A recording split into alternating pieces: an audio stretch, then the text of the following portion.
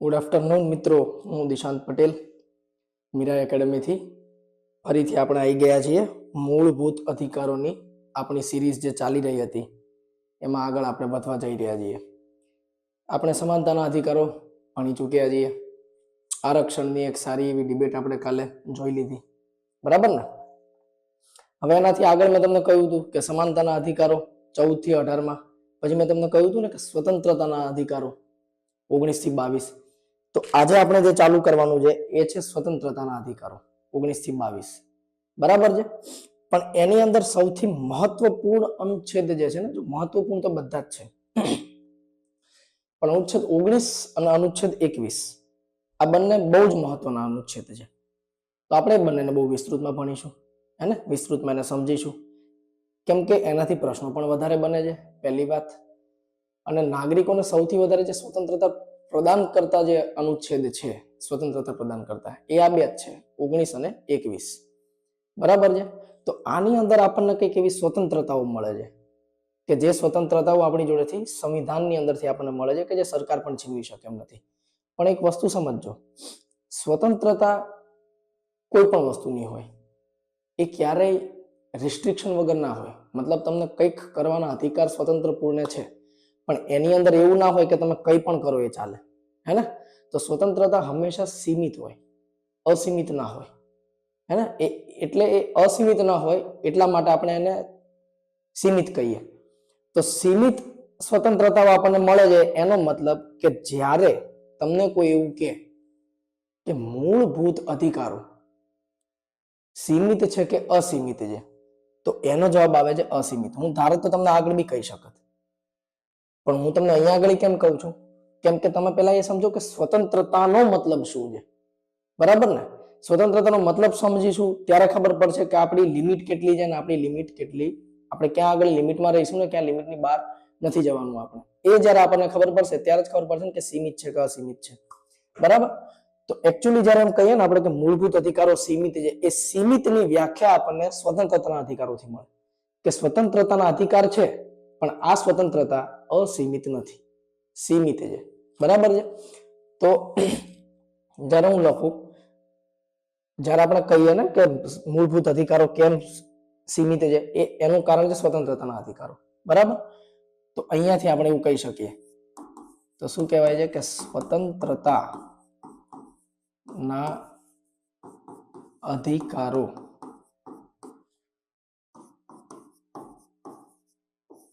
સીમિત છે, અને એટલે જ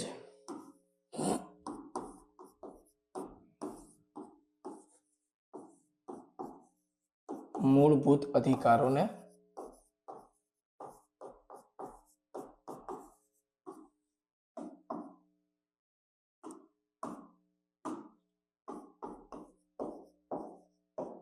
સીમિત અધિકારો કહેવાય.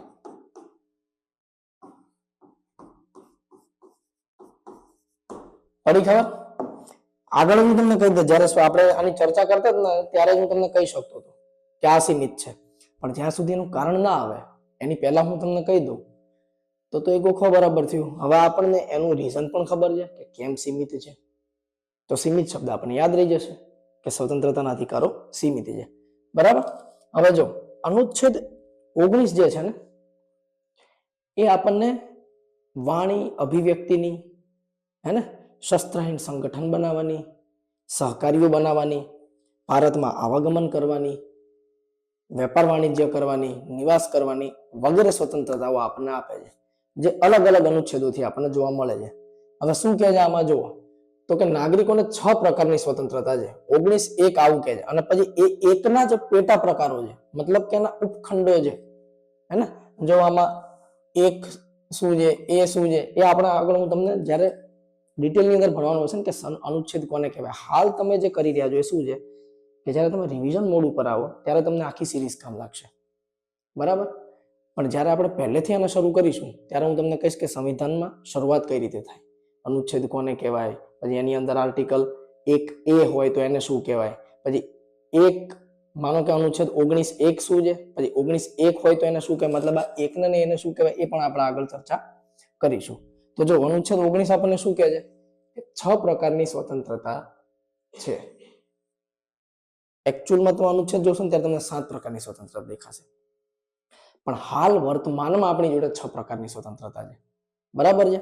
કેમ કે એક સ્વતંત્રતાને આપણે એમાંથી કાઢી નાખી છે સંવિધાન સંશોધન કરીને. એટલે હવે એ આપણો સંવિધાનિક અધિકાર છે, પણ મૂળભૂત અધિકાર નથી. કયો છે એ આપણે જ્યારે મેં તમને લખાવ્યું હતું ને કે સમાનતાના અધિકાર, સ્વતંત્રતાના અધિકાર, શોષણ વિરુદ્ધ અધિકાર, ત્યારે મેં તમને કહ્યું હતું પણ ખરું કે સંપત્તિનો જે અધિકાર છે એ હવે આપણો મૂળભૂત અધિકાર રહ્યો નથી. તો આની અંદર પણ એ અનુચ્છેદને જોડવામાં આવેલો હતો, પણ એને કાઢી નાખ્યો છે હવે. બરાબર છે? તો જુઓ, અનુચ્છેદ 1 એ શું કહે છે કે વાણી અને અભિવ્યક્તિની સ્વતંત્રતા. એટલે તમને બોલવાની અને અભિવ્યક્ત કરવું. અભિવ્યક્તિનો મતલબ શું થાય સમજો. વાણી એટલે તો તમે જે બોલીને જે કમ્યુનિકેશન કરવાના છો એ, પણ અભિવ્યક્તિના અલગ અલગ પ્રકાર હોય, હે ને? તો ભાઈ તમે એમ કહેશો કે સર અભિવ્યક્તિ કોને કહેવાય? બરાબર?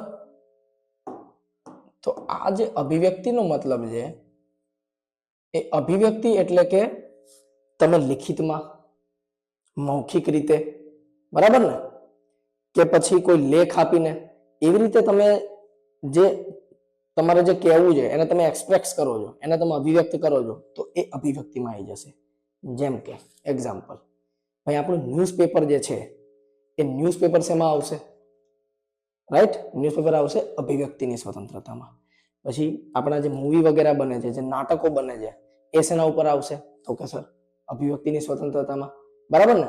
મૌખિક સ્વતંત્રતાની અંદર શું આવશે? જો લિખિતમાં તો અખબાર આવી ગયા, મૌખિકની અંદર હવે ટેલિવિઝન જે આપણે જે ન્યૂઝ જોઈએ છીએ એ પણ આવી જશે અને રેડિયો પણ આવી જશે એની અંદર. અને એક હોય મૌખિક, લેખિક અને ત્રીજું હોય હાવભાવ. હાવભાવનો મતલબ શું? તો કે સર હાવભાવથી તો આપણે કઈ રીતે સમજી શકીએ? તો જો હાવભાવની અંદર બે વસ્તુ તો કોમન આવે છે. એક છે સિનેમા અને બીજું એક છે એ છે નાટક. પણ આમાં હજી એક વસ્તુ આવશે. જેમ કે હું તમને જ્યારે એમ કહું કે તમને બી ખબર હશે કે જે લોકોને બેરાશ આવી ગઈ હોય ને કાનમાં, એ લોકોના માટે એક ન્યૂઝ એન્કર એમના અલગ હોય કે જે લોકો હાવભાવથી એમને સમજાવતા હોય. અને એ જે હાવભાવ છે એ પણ અભિવ્યક્તિની સ્વતંત્રતાની અંતર્ગત આવી જશે. તો અભિવ્યક્તિની સ્વતંત્રતાની અંદર મેઇન કઈ ચીજો, કઈ વસ્તુઓ આવશે? તો કે જો કયા ટાઈપની 3 સ્વતંત્રતા એની અંદર એડ થશે, જોતા જજો. તો જુઓ, કમ્પ્લીટ એકદમ 0-0 કરીને આપણે આ અનુચ્છેદ ભણવાનો છે. બરોબર છે? તો કે અભિવ્યક્તિની સ્વતંત્રતા.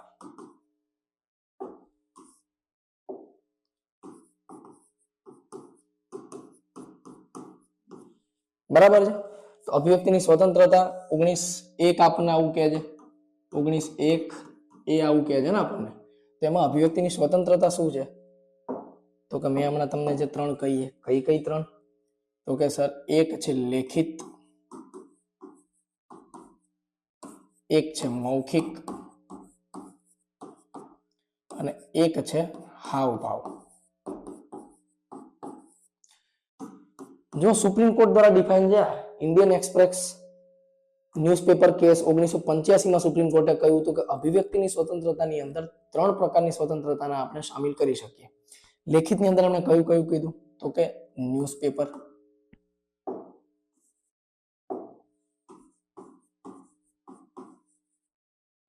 અલગ કલરથી લખીએ ને, તો કે કયું છે? સમાચાર પત્ર. બરાબર છે? સમાચાર પત્ર મેઇનલી આવશે, પછી મેગઝીન વગેરે આવી જશે. મેગઝીન થઈ ગયા, લેખ થઈ ગયા, આ બધું શેની અંદર આવશે? લેખિતની અંદર. મૌખિકની અંદર શું આવશે?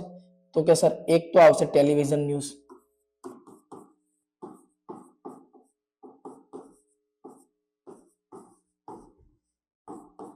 ટેલિવિઝન ન્યૂઝ, અને બીજા શું આવશે આની અંદર? રેડિયો. બરાબર? હાવભાવની અંદર જુઓ, એક તો એમણે સિનેમા પણ કહ્યું, નાટક પણ કહ્યું, અને ત્રીજા પ્રકારમાં આવશે કયું? મેં તમને હમણાં જે કહ્યું એ કે જે એક્સપ્રેશન દ્વારા જે ન્યૂઝ કહેવામાં આવતા હોય હે ને, હાવભાવથી ચલિત ન્યૂઝ કોના માટે હોય? જેમને કાનની બેરાશ હોય, જેમને શું કહે કે કાન જેમના ઠીકથી કામ ના કરતા હોય એના માટે હાવભાવથી ચલિત ન્યૂઝ હોય, હાવભાવથી ચલિત સમાચાર. પડી ખબર?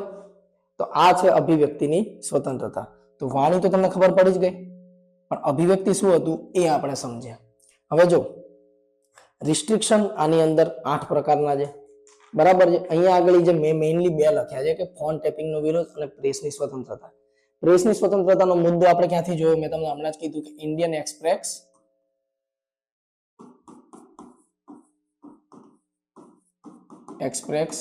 ન્યૂઝપેપર કેસ 1985 માં ત્યાંથી આવ્યું કે પ્રેસની સ્વતંત્રતા હોવી જોઈએ. કેમ? કેમ કે પ્રેસ જે છે એ લોકતંત્રનો ચોથો પિલ્લર છે, મતલબ ચોથો સ્તંભ છે, બરાબર છે. આ સુપ્રીમ કોર્ટનો વર્ડિક્ટ હતો આ કેસની અંદર, બરાબર.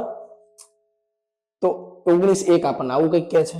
હવે બી શું કહે છે? જુઓ, શાંતિપૂર્વક અને હથિયાર વિના, આ મૂળ શબ્દ છે, હથિયાર વિના એકઠા થવાનો અધિકાર, બરાબર. એટલે તમને સીધે સીધું કહી દીધું કે તમે આંદોલન કરી શકશો, કોઈ પ્રોબ્લેમ નથી સરકારને.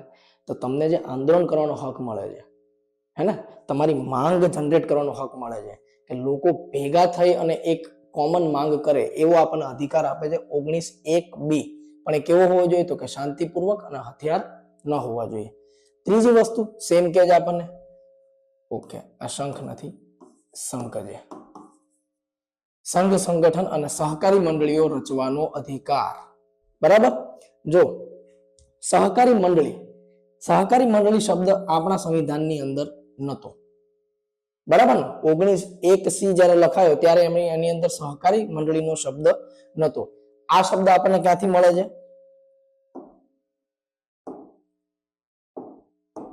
તો કે ભાઈ આ શબ્દ આપણને મળે છે સંવિધાનના 97માં સંવિધાન સંશોધનથી, બરાબર. તો 97માં સંશોધનથી આપણે આને એડ કર્યો. કયો? 97મો સંવિધાન સંશોધન થી સહકારી મંડળી શબ્દ આપણે એમાં એડ કર્યો, બરાબર ને. આની વાત ચાલી રહી છે, પડી ખબર? તો આ 3 આ અનુચ્છેદ હતા. હવે એમાં આગળ શું કહે છે? તો કે 1D એવું કહે છે કે ભારતના કોઈ પણ વિસ્તારમાં મુક્ત રીતે હરવા ફરવાનો, એટલે કે આવાગમન કરવાની સ્વતંત્રતા. અને 1E કહે છે કે ભારતના કોઈ પણ વિસ્તારમાં રહેવા અને સ્થાયી થવાની સ્વતંત્રતા. જો બંને જે છે ને એ બહુ કોમન છે. એક છે મુક્ત રીતે હરવા ફરવાનો અનુચ્છેદ છે, બરાબર ને. એક શું કહે છે કે મુક્ત રીતે હરવા ફરવાની વાત સ્વતંત્રતા છે. અને બીજો જે છે એ શું કહે છે કે કોઈ પણ વિસ્તારમાં રહેવાની અને સ્થાયી થવાની સ્વતંત્રતા છે. પડી ખબર? બંને એકબીજા જોડે કનેક્ટેડ છે. જો હમણાં આપણે જોઈએ કઈ રીતે કનેક્ટેડ છે. એક F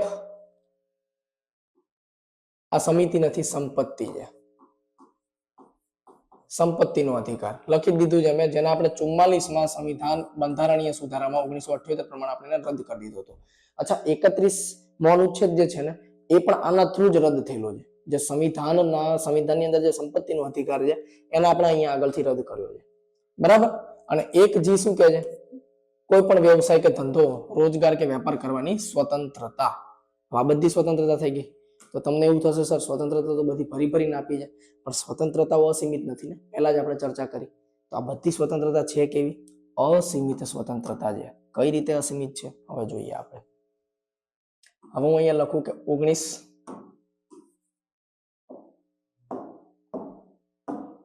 અહીંયા આગળ આપણે જોઈએ તો 19(1)(a) કે આપણને શું કહે છે? તો કે સર વાણી અને અભિવ્યક્તિની સ્વતંત્રતા. તો હું શું કઈ બી બોલીશ, કોઈના પણ વિરોધમાં બોલીશ, અને મને જેમ ગમશે એમ બોલીશ, કઈ બી લખીશ, કોઈ બી મૂવી બનાવીશ નહીં, હે ને. તો આની સીમાઓ છે, ધ્યાનથી જોજો. 8 સીમાઓ છે આની ઉપર, 8 સીમાઓ. એટલે જ અસીમિત નથી, કેમ કે એની ઉપર રિસ્ટ્રિક્શન છે. અને રિસ્ટ્રિક્શન જ શું છે? સીમા, બરોબર છે. તો 8 સીમા છે. હવે 8 સીમા કઈ છે? તો કે જોજો ભાઈ.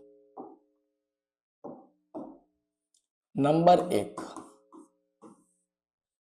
નંબર 1 એવું કહે છે કે ભારતની સંપ્રભુતા અને અખંડતા એના ઉપર મતલબ એને હાનિ થાય એવી રીતનું તમારે બોલવાનું નથી.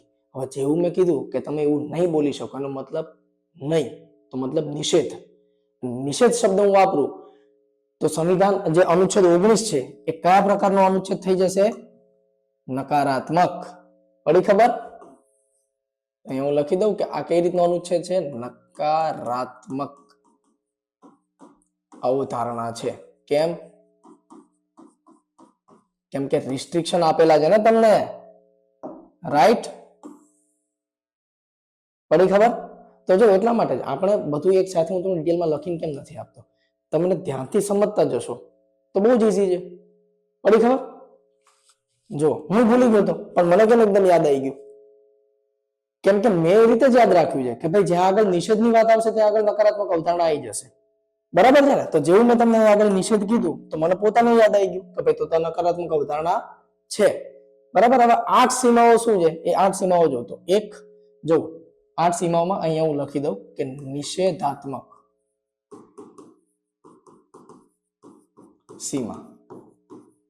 નિષેધાત્મક સીમાનો મતલબ એવું સમજો કે આ નથી કરવાનું. બરાબર ને? પાછળ વારે ઘડી એવું નહીં લખી જાવ કે નથી કરવાનું નથી કરવાનું. તો એક શું છે કે ભારતની સંપ્રભુતા અને અખંડતા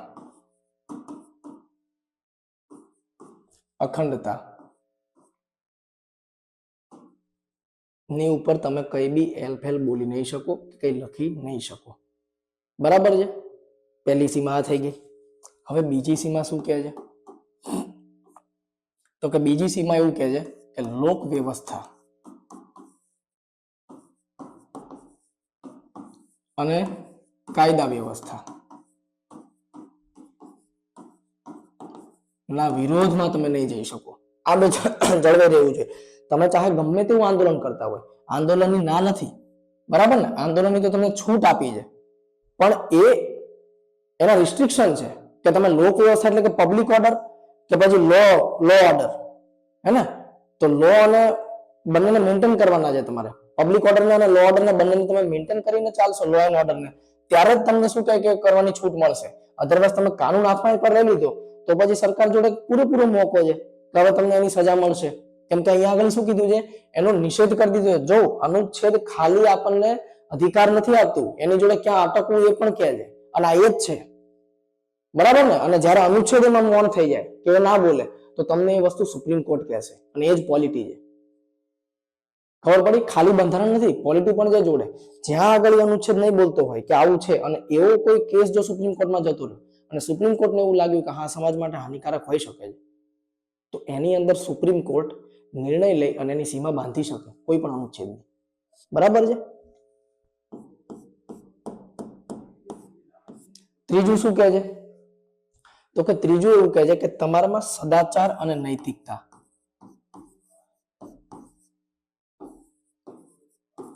નું ઉલ્લંઘન નથી કરવાનું. બરાબર ને? સદાચારનો મતલબ કે કોઈને ન ગમે એવું નહીં બોલવાનું. તમે જો કટુ વાણી રાખશો, હે ને, તો એ કટુ વાણીથી બની શકે કે સામેવાળાને ખરાબ લાગે ને તમને એનો ઓફેન્સ થઈ શકે. એ ગુનો જ છે એક જાતનો. અને નૈતિકતાનો મતલબ, નૈતિકતા એવું કહે છે તમને કે ભાઈ માનો કે તમે કોઈ વસ્તુનું ઉપર કોઈ લખાણ, કોઈ લેખ તમે આપ્યો, બરાબર છે? તો લેખની અંદર તમે સીમા ભૂલી ગયા કે મારે કેટલી હદ સુધી લખવાનું હતું, તો એ નૈતિકતાથી તમે બહાર ના જઈ શકો. બરાબર ને? ત્રીજું આ છે. ચોથું આપણને શું કહે છે? તો કે ચોથું એવું કહે છે કે રાજ્યની સુરક્ષા. રાજ્યની સુરક્ષા એટલે દેશ લેવાનું તમારે. રાજ્ય શબ્દનો અર્થ રાજ્યની સુરક્ષા ન દુભાય એવું કાર્ય કરવાનું છે. બરાબર ને? એવું કાર્ય નહીં કે જેનાથી રાજ્યની સુરક્ષા ખતરામાં પડી જાય, એવું બોલવાનું પણ નથી. આવી ગયું સમજમાં? એમ તો તમને એવું લાગે, તમે માનો કે કોઈ પણ એવું વિયર સ્ટેટમેન્ટ આપી દીધું રાજ્યની સુરક્ષાની અંદર, માનો કે એક વસ્તુ એ બી આવે કે સમજી લો કે સવર્ણ વર્ગ કોઈ એમની માંગ માંગવા ગયું, જેમ કે આરક્ષણનો મુદ્દો આપણે દિવસે ભણ્યા, અને એનું એક આંદોલન પણ આપણે જોયેલું છે. અચ્છા, થયું નથી આંદોલનમાં, ખાલી એક્ઝામ્પલ છે, ધ્યાન રાખજો. એટલે જે સવર્ણ વર્ગના જે એ પાછા એમ ના કહેતા સર આવું કેમ કેમ કહી દીધું એમ. જે પાટીદાર આંદોલન જે થયું હતું એમાં આપણે શબ્દ નથી વાપર્યા એવા, ઇટ્સ ઓકે. પણ દાખલા તરીકે જો એવા શબ્દ વાપર્યા હોય કે તો અમને નહીં આપી શકો તો આમ નહીં લઈ લો, હે ને? તો એ વસ્તુ નથી કરવાની કે જ્યાં આગળ સમાજની અંદર પ્રોબ્લેમ્સ ઊભા થઈ જાય, હે ને? સમાજમાં બે વર્ગ અલગ અલગ થઈ જાય એવું કામ નથી કરવાનું. તો એ નૈતિકતાની બાઉન્ડ્રી તમારે રાખવાની છે. અને સેમ વસ્તુ આની અંદર પણ આવી જશે કે તમે લોક વ્યવસ્થાનું અપમાન કરી નાખ્યું, કાયદા વ્યવસ્થાને તમે તમારા હાથમાં લઈ લીધી. તો આ રીતે છે એની બધી શું કહેવાય કે સીમાઓ પડી ખબર. હવે પાંચમી વસ્તુ શું છે તો કે ન્યાયાલય ની સોરી આ પછી લઈએ આપણે, આની સાથે જ એક લઈ લઈએ રાજ્ય સુરક્ષા. મેં તમને જેવું કીધું. હવે તમે એક વસ્તુ બીજી વિચારો કે જેમ કે ઇન્ડિયાના રશિયા સાથે સારા સંબંધ છે, બધાને ખબર છે, બરાબર, જગ જાહેર વાત છે. હવે કોઈ એક માણસ ઇન્ડિયાની અંદરથી માનો કે મીડિયા વાળા ક્યાંક ગયેલા હતા અને માણસને માઇક આપ્યું અને માણસ માનો કે કોઈ એવી વાત કરતા કરતા ત્યાં આગળ પહોંચી જાય કે ભારતને રશિયા સાથે સંબંધ ના રાખવા જોઈએ, રશિયા આપણી સાથે આવું કરે છે તેવું કરે છે, તો એ તમે તમારી વાણી સ્વતંત્રતાનું ઉલ્લંઘન કરી નાખ્યું. કેમ? કેમ કે જે મિત્ર દેશ છે આપણા, એ મિત્ર દેશો વિશે આપણે શું કહેવાય કે એને ખરાબ લેંગ્વેજ નથી વાપરવાની, હે ને? તો મિત્ર દેશ પર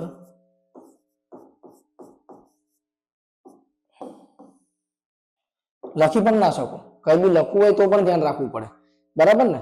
તો એની અંદર શું છે કે વિદેશી રાજ્યો એટલે મિત્રતાપૂર્ણ જે સંબંધ છે એની ઉપર તમારે રિસ્ટ્રિક્શન છે તમારા, બરાબર છે? તો વિદેશી મિત્ર દેશ પર વાણી અથવા અભિવ્યક્તિ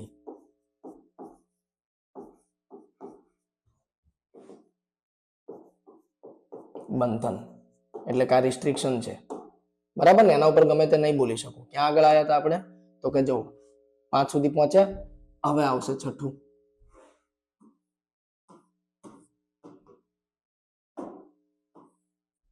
છઠ્ઠું શું કહે છે તો કે ન્યાયાલયની અવમાનના. ન્યાયાલયની અવમાનનાનો શબ્દ છે ને ઇંગ્લિશમાં સારો છે, કેમ કે એ તમે મૂવીમાં ઘણી વાર સાંભળ્યું હશે. ન્યાયાલયની અવમાનના. ન્યાયાલયની અવમાનના એટલે શું ભાઈ? તો કે કન્ટેમ્પ્ટ ઓફ કોર્ટ. આ શબ્દ સાંભળ્યો હશે, કન્ટેમ્પ્ટ ઓફ કોર્ટ, બરાબર ને? તો એ છે ન્યાયાલયની અવમાનના.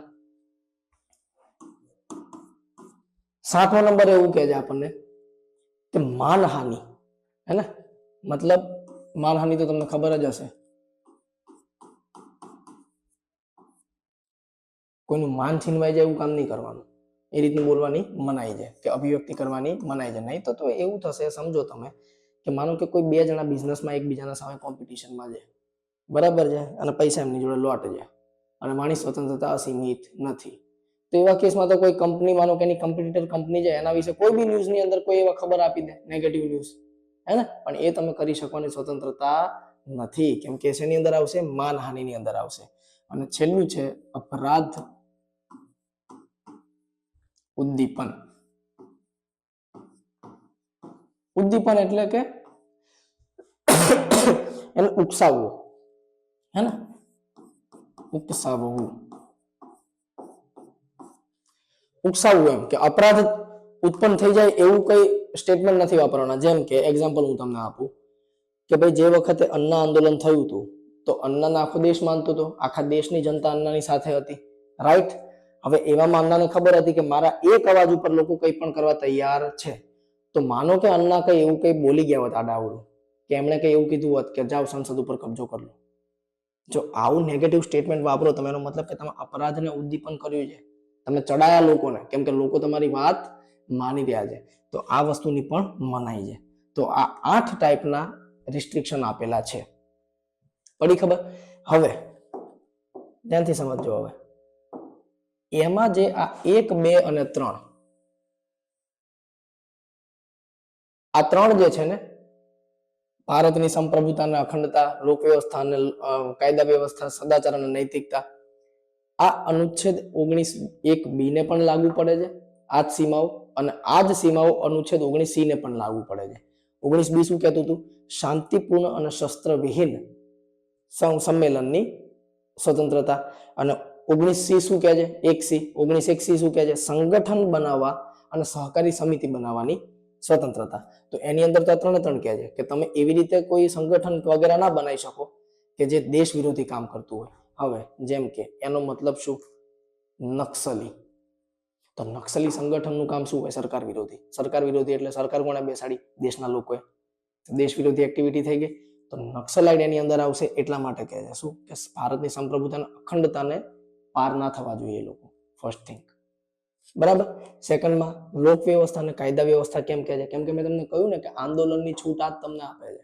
તો જ્યારે તમે આંદોલન કરશો, હમણાં જનના આંદોલનનું મેં તમને કહ્યું, તો એની અંદર જો તમે શસ્ત્ર લઈ અને પહોંચી ગયા, કાં તો પછી તમે શું કહેવાય કે કાયદો હાથમાં લઈ લીધો, તમે કાયદાનું ઉલ્લંઘન કરતા જાવ છો, તો એવા સિચ્યુએશનમાં આ તમને રિસ્ટ્રિક્શન આપે છે. સદાચાર અને નૈતિકતા શું છે? કે ભાઈ આંદોલન તમારું છે. જેમ કે હાલ કિસાન આંદોલન ચાલી જ રહ્યું છે, બરાબર. હવે જે ક્ષેત્ર વિશેષમાં ચાલતું હશે ત્યાં તો લોકલ લોકો પણ રહેતા હશે. અચ્છા, એ લોકો શાંતિપૂર્ણ આંદોલન જ કરી રહ્યા છે, બરાબર. કોઈ એમનો વિરોધ ખાલી સરકાર ઉપર છે, બાકી કોઈ એમના આમ જનમાનસથી કોઈ જ પ્રોબ્લેમ નથી. એ હું પહેલા તમને ડિક્લેર કરી દઉં. તો એ જે આંદોલન કરી રહ્યા છે, તો ત્યાં આગળ જે લોકલ્સ રહે છે, એ લોકલ્સને તમે હેરાન ના કરી શકો. એ જ તમારી નૈતિકતા છે અને સદાચાર છે. તો તમે ત્યાં કમસે કમ જે વ્યવસ્થા ચાલી રહી છે એને પરેશાન ના કરો. એ વ્યવસ્થાને તમે ચાલવા દો. પડી ખબર? તો આ બંને શેની અંદર આવી જશે? તો કે જો અહીંયાથી જ હું લઉં છું, ખબર પડી જશે ને લખીશ એટલે કે અનુચ્છેદ 19(1)B એન્ડ સી ની સીમાઓ. બરાબર છે. તો આની અંદર શું આવશે? પોઈન્ટ જ સીધો લખી દઉં હું તમને. અને પોઈન્ટ શું છે? તો કે અનુચ્છેદ 19(1)A છેદ 19(1)A ના પોઈન્ટ 1, 2, 3 એઝ ઇટ ઇઝ. બરાબર. એ સેમ જ છે, ત્રણે ત્રણ. થઈ ગયું અહીંયા સુધી? હવે સંપત્તિનો અધિકાર મેં તમને કીધું હતું કે નથી? તો સી સુધી પહોંચી ગયા આપણે. હવે આવશે ડી. બરાબર.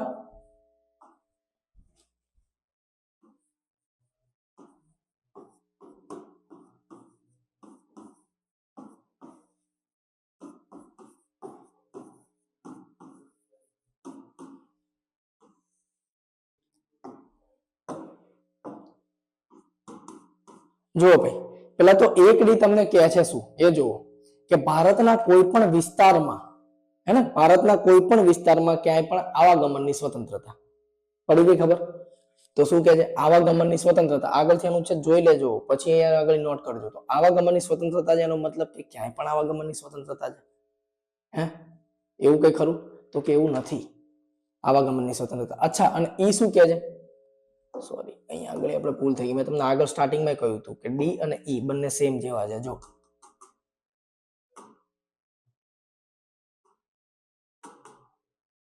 અહીંયા કહ્યું હતું મેં તમને કે મુક્ત રીતે હરવા ફરવાની અને રહેવાને સ્થાયી થવાની સ્વતંત્રતા, આ બંને એકબીજાથી કનેક્ટેડ છે.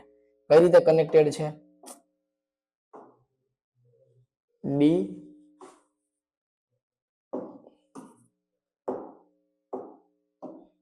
એન્ડ ઈ. બરાબર. તો જો બંનેના રિસ્ટ્રિક્શન સેમ છે. કઈ રીતે બંનેના રિસ્ટ્રિક્શન સેમ છે? તો કે જો તમે ગમે ત્યાં ફરી પણ શકો અને રહી પણ શકો, વાત બરાબર છે. પણ એ જે એરિયા છે ત્યાંના એરિયાના લોકોને, એટલે કે સાર્વજનિક હિતમાં હોવું જોઈએ. તમે ત્યાં આગળ રહો છો, માનો કે તમારા લીધે કોઈ કલેશ છે, ત્યાં તો તમારા આવવાથી ત્યાં આગળની જે લોકો જે છે, હે ને, એમને જો એ પસંદ નથી તો તમે નહીં કરી શકો. ધેટ ઇઝ શું છે? એનો મતલબ જ શું છે? કે સાર્વજનિક હિત એટલે કે જનહિત જે છે ને એને તમારે ધ્યાનમાં લેવાના છે. તો પેલું શું કહે છે? એને તમે બાવન લાંધી નહીં શકો, હે ને? તો કે સાર્વજનિક હિતને ધ્યાનમાં રાખીને તમે વિચરણ બી કરી શકશો. વિચરણ એટલે આવાગમન કરી શકશો, અથવા તો તમે ત્યાં આગળ નિવાસ કરી શકશો. અને બીજું શું છે? તો કે શિડ્યુલ ટ્રાઇબ એટલે અનુસૂચિત જનજાતિ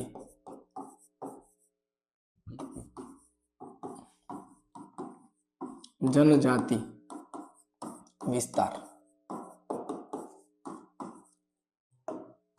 ક્ષેત્ર લખી દો, વિસ્તાર કરતા વધારે સારો શબ્દ છે.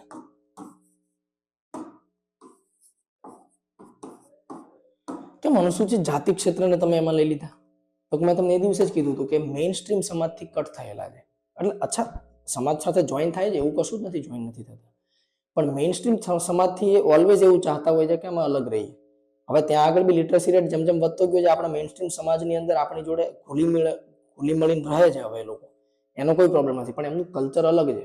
તો ત્યાં આગળ સરકાર તમને રિસ્ટ્રિક્ટ કરી શકે કે ભાઈ અહીંયા તમે ના રહી શકો. કેમ? કેમ કે તમારું એનું કલ્ચર પણ અલગ છે, અને બની શકે કે તમારા લીધે એમનો જે પ્રોટેક્ટેડ એરિયા છે એને પ્રોબ્લેમ થઈ શકે. એટલે જે શેડ્યુલ ટ્રાઇબના જે ક્ષેત્ર છે એને એની અંદર સીમાની અંદર રાખેલા છે. પડી ખબર? હવે કયું આવશે અનુચ્છેદ? તો કે ભાઈ અનુચ્છેદ 19(1) એફ મેં તમને કહી દીધું. એફ શું હતો? સંપત્તિનો અધિકાર. શેનાથી? સંવિધાનની અંદરથી કાઢ્યો એને 44માં સંવિધાન સંશોધનથી 1978. બરાબર છે. તો હવે કયો આવશે? 1G. બરાબર ને? હવે એ 1G શું કહે છે? 1G ની સીમાઓ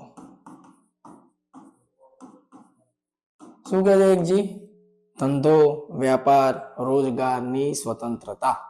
બરાબર, પણ આ સ્વતંત્રતા પણ અસીમિત નથી, હે ને? કેમ અસીમિત નથી? ભાઈ તમે કહેશો સર ધંધો તો કોઈ બી કરી શકે, એમાં શું? તો શું ગેરકાનૂની ધંધો કરી શકશો? નહીં ને? પડી ખબર? તો ગેરકાનૂની જે છે એ તો શું છે? એ તો તમારું રિસ્ટ્રિક્શન છે. તો જુઓ, પહેલું રિસ્ટ્રિક્શન કઈ રીતે આવશે? અચ્છા, એક એ રીતે વિચારો. બીજું એમ વિચારો કે તમે વિચાર્યું કે સર મારે હોસ્પિટલ નાખવી છે, હોસ્પિટલનો ધંધો કરીશું, જોરદાર, પણ તમે ડોક્ટર જ નહીં હો તો? અચ્છા, માણસો રાખીને કરી શકો, એ બરાબર છે, પણ તમે એમ કહો સર હું ત્યાં આગળ કામ પણ કરીશ, હે ને, લોકોને તપાસવાનું કામ હું કરીશ, તો એવા સંજોગમાં તમે એ નહીં કરી શકો. તો ત્યાં આગળ રાજ્ય સ્પેસિફિક શું કહે છે કે અમુક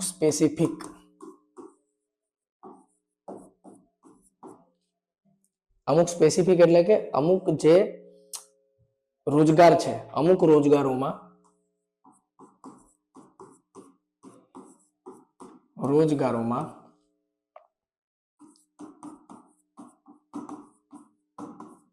સ્પેસિફિક ડિગ્રી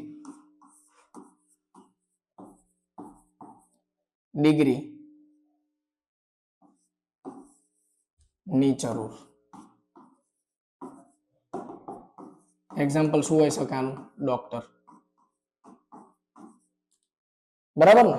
બહુ બધા એક્ઝામ્પલ હોઈ શકે આના, પણ યાદ રહ્યું એક્ઝામ્પલ એક જ છે કે ડોક્ટર. બરાબર છે? એક આ વસ્તુ છે. બીજું મેં તમને હમણાં કીધું કે અનલીગલ ધંધો તમે કરી શકશો નહીં, હે ને? પણ સરકાર તો કરી શકે ને. માનો કે હવે હું તમને કહું કે અફીણની જે ખેતી છે, અફીણનો ઘણી બધી જગ્યાએ ફાર્મા ઇન્ડસ્ટ્રીમાં યુઝ થાય છે. બરાબર? તો એવું નથી કે અફીણ એઝ અ નશાની તરીકે તમે લો ત્યારે એનો વિરોધ છે, અને એને ઇનલીગલ તમે વેચી નહીં શકો, પણ જે આગળ નેસેસિટીમાં તમારે એને વાપરવું પડે એમ છે, તો એની ખેતી થઈ શકશે. પણ એવા અમુક ધંધા જે છે એ ગવર્મેન્ટ એના હાથમાં રાખે, હે ને? એનું લીગલ પ્રાઇવેટ કોઈ જાતનું શું કહે કે ટેન્ડર ના આપે કે પ્રાઇવેટ કંપનીને કોઈ લાયસન્સ ના મળે, તો સરકાર એટલે કે રાજ્ય કોઈ પણ એક વ્યવસાયની અંદર એકાધિકાર કરી શકે, એની અંદર બીજા કોઈને મળશે નહીં. તો રાજ્ય એટલે સરકાર સમજજો, રાજ્યનો કોઈ વિશેષ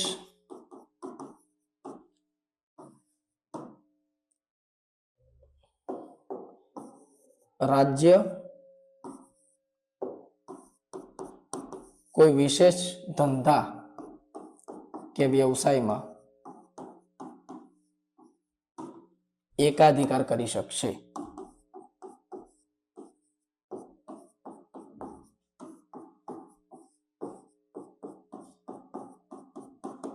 એક્ઝામ્પલ એ જ જે મેં તમને કહ્યું હતું. કયું એક્ઝામ્પલ આપીએ આપણે? તો કે સર અફીણની ખેતી.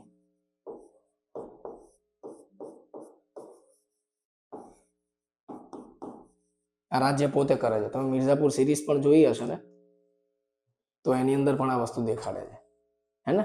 તો જો મૂવી એનાથી કોઈ રિસ્ટ્રિક્શન ના રાખતા, જોવાના બિંદાસ, પણ હવે થોડુંક મગજ આપણું ખોલીને જોવાના. જ્યારે આટલું બધું ભણી રહ્યા છો તો શું કહે કે મજા પણ વધારે આવશે. હવે ખાલી ઉપરથી બાઉન્સ નહીં જાય એકલું, પડી ગઈ ખબર? તો જુઓ, પહેલેથી હું લઈ લઉં. આખો અનુચ્છેદ 19 આપણે કમ્પ્લીટલી બાય ડિટેલની અંદર ભણી ચૂક્યા, જેટલું તમારે જરૂર છે. હે ને? તમારે કોઈ કેસની ડિબેટ નથી જોવાની, કેમ કે તમારે પેપર લખવાનું નથી, ડિસ્ક્રિપ્ટિવ પેપર તમારું છે નહીં. તો જેટલું જરૂર છે આપણે આટલું જ જરૂર છે. બાકી જો બધું હોત તો હું તમને બધું જ લખાવત એક એક વસ્તુ. બરાબર? તો જુઓ, અનુચ્છેદ 19 એક શું કહે છે? 6 પ્રકારની સ્વતંત્રતા છે. એક એમાં શેની સ્વતંત્રતા? તો કે વાણી અને અભિવ્યક્તિની સ્વતંત્રતા. વાણી અભિવ્યક્તિની સ્વતંત્રતા હું તમને જેવું કહું તો એ સીમિત છે. સીમિત 8 સીમાઓ છે. કઈ 8 સીમાઓ? તો કે સર, ભારતની અખંડતા અને સંપ્રભુતા ઉપર નહીં બોલી શકાય, ફર્સ્ટ. બીજી સીમા શું હતી? કે લોક વ્યવસ્થા અને કાયદા વ્યવસ્થાના હાથમાં નહીં લઈ શકાય. પછી તમારે નૈતિકતા અને સદાચારને પાળવાનું છે. હે ને? પછી ચોથી વસ્તુ શું હતી?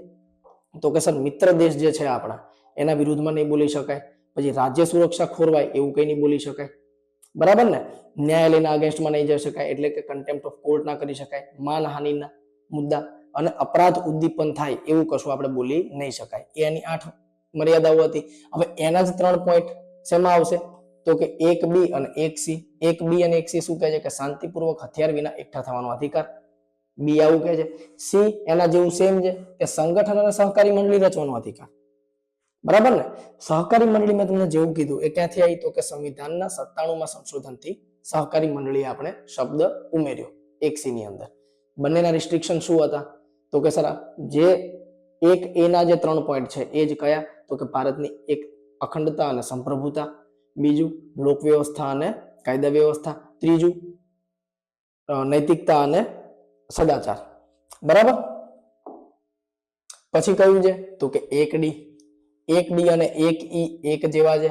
બંને શું કહે છે? એક કહે છે કે મુક્ત રીતે હરવા ફરવા એટલે કે વિચરણનો અધિકાર, અને બીજું એવું કહે છે કે કોઈ પણ વિસ્તારમાં નિવાસનો અધિકાર. બરાબર? પણ એની 2 સીમાઓ કઈ હતી? તો કે સર, સાર્વજનિક હિત એનાથી ખોરવાવું ન જોઈએ, નંબર 1. અને શેડ્યુલ ટ્રાઇબ એટલે કે અનુસૂચિત જાતિના જે વિસ્તાર છે ત્યાં આગળ એમને એ રીતે રહેવાનો મોકો મળશે નહીં. બરાબર? અને છેલ્લું કયું હતું? અચ્છા, 19(1)F સંપત્તિનો અધિકાર. એના આપણે કાઢી નાખ્યું હતું. કયા સંવિધાન સુધારાથી? 44માં સંવિધાન સુધારાથી, સંશોધન 44મું સંવિધાન સંશોધનથી. બરાબર? અને 1G શું હતું? કે ક્યાંય પણ ધંધા, રોજગાર, વ્યવસાયની સ્વતંત્રતા. બરાબર? પણ એ સ્વતંત્રતાની સીમાઓ પણ છે. કઈ સીમાઓ? તો કે સર, ડિગ્રી સ્પેસિફિક. અને અમુક સ્પેસિફિક જે બિઝનેસ છે, અમુક સ્પેસિફિક જે જગ્યાઓ છે જ્યાં આગળ ડિગ્રીની જરૂર છે, તો ત્યાં તમારે ડિગ્રી જોઈશે જ, તો જ તમને એ ધંધો કરવા મળશે, જેમ કે ડોક્ટર. અને બીજું શું? કે એવા કોઈ ધંધા કે જ્યાં આગળ ગુના થઈ શકે જો એને પ્રાઇવેટલી વેચવામાં, નિજીકરણ કરવામાં આવે તો એવા ધંધાઓની અંદર રાજ્ય કોઈ વિશેષ ધંધામાં કે વ્યવસાયમાં વિશેષ અધિકાર કે એકાધિકાર સ્થાપી શકશે. દાખલા તરીકે અફીણની ખેતી. અનુચ્છેદ 19(1) પૂરો. આવ્યું સમજમાં? આખો અનુચ્છેદ એકદમ આઈએમપી છે. મોસ્ટલી જ્યારે પણ ક્વેશ્ચન પૂછાય મૂળભૂત અધિકારોમાંથી, આમાંથી ક્વેશ્ચન આવે જ છે. બરાબર છે? એટલા માટે આખું ડિટેલમાં આપણે એને ભણ્યા. આવી ગયું સમજમાં? હોપ કે કન્સેપ્ટ કમ્પ્લીટલી ક્લિયર થઈ ગયો હશે કે 19(1) શું છે અને એની સીમાઓ શું છે. બંને આપણને સંવિધાન જ કહે છે. બરાબર? તો આ જ રીતના કન્સેપ્ટ ફૂલ વિડીયો જોવા માટે મીરાઈ એકેડેમીની ચેનલને લાઈક કરો, શેર કરો અને સબસ્ક્રાઇબ કરો. અને મિત્રો, અમારો પણ એવો જ ગોલ છે કે જે મિત્રો કોન્સ્ટેબલની અને પીએસઆઈની તૈયારી કરી રહ્યા છે, અમારે એમના માટે જ કામ કરવું છે. હે ને? તો સ્પેસિફિકલી અમે તમારા માટે શું કહે કે રોજ યુટ્યુબ ઉપર આવીએ છીએ, તો અમને પણ થોડોક સાથ સહકાર કરવા માટે તમને નમ્ર વિનંતી. મળીએ નવા લેક્ચરમાં, નવી વાતો સાથે, સંવિધાનના નવા કન્સેપ્ટ સાથે. જય હિન્દ, જય ભારત.